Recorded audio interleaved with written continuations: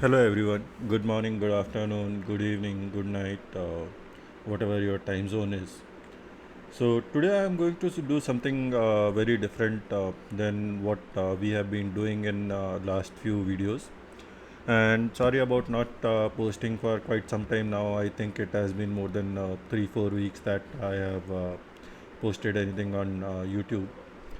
So the reason being, I was trying to give my CEH practical, and that I did last to last week, and then I had some other work that I had to take care of, and finally uh, those are over. So I am back to posting videos, and hopefully this time it will be more continuous and there will not be any breaks. So the good news is finally I passed CH practical as well. So anyway, let's get back to what we are going to do today. So today we are going to look at a utility called as text disk, and we are going to only look at it about how to undelete the files that you have deleted by mistake, uh, and we will see how it can help in doing that. Okay. So for this, I have added one more disk, slash dev HDB, that I have created as, if you see here, HDB1. I have created a new disk HDV, which is of size 2 GB, and I have mounted it to slash MNT. So if we do a CD MNT and see here, we don't have anything, and we can do ls minus alrt just to verify that there are no files here. So we are going to see if how, if a file is created and then deleted, then how we can recover it with test disk utility. Now, since this file carving is not something very straightforward, we will have to probably do some jugglery to show you in an online video, but I'll try my level best to ensure that I can give a right demo to you. So let's get started. First, let's create some file here. So I will say cat dev urandom and create a file called as Amit AG1, let's say Amit1, and we will wait for a few seconds and then do a control C and see the size of Amit1. Uh, okay, this is much bigger than I hoped it would become, uh, but no issues. It's only 112 MB. Okay, so let's run test disk now. So we can just run test disk with test disk command parameter, and we don't need to give any parameter, and it's a menu driven program written in a CLI, so there is no GUI for this. At least I am not aware of any, and we will see how to do this, right? So and notice that I have to run it as root, because without root I will not be able to run the raw device, and that will definitely not help test disk much, right? So test disk needs to ensure that it can read the devices so that it can extract the files from there. Now, first thing is, I don't want any logs. These logs are generally very useful if you are doing it for a forensic purpose and you want to ensure that you have log of everything that you are doing. But since this is just for a demo, I will not create any log. Then I need to select the media. I will select dev HDB, which is the second one. I just use the down arrow to go to HDB1 and press enter to proceed. Then I need to select the partition type. The partition type here is Intel.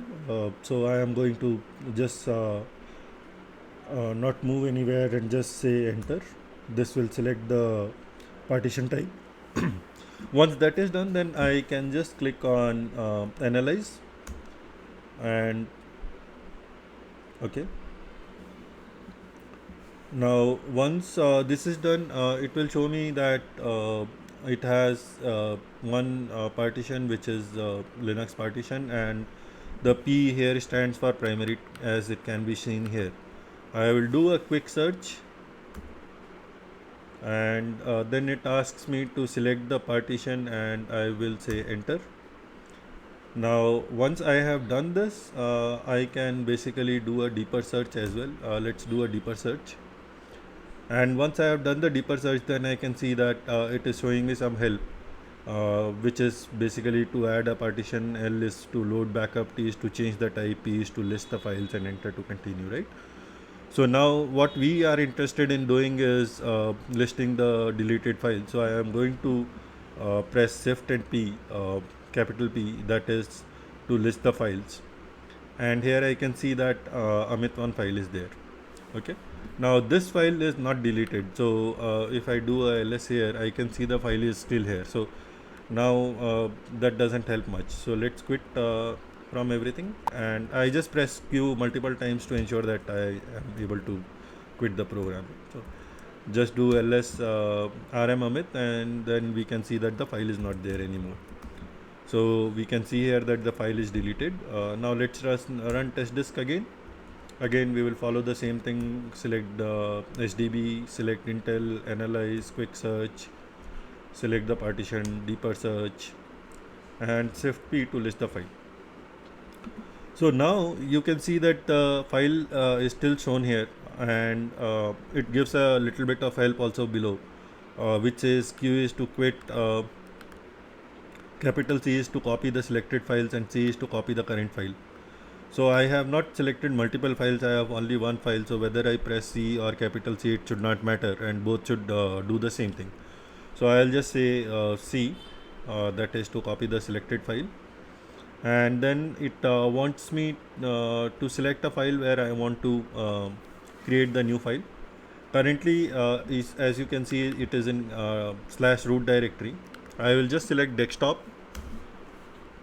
and then I can select dot to ensure that it gets created in desktop, and press enter.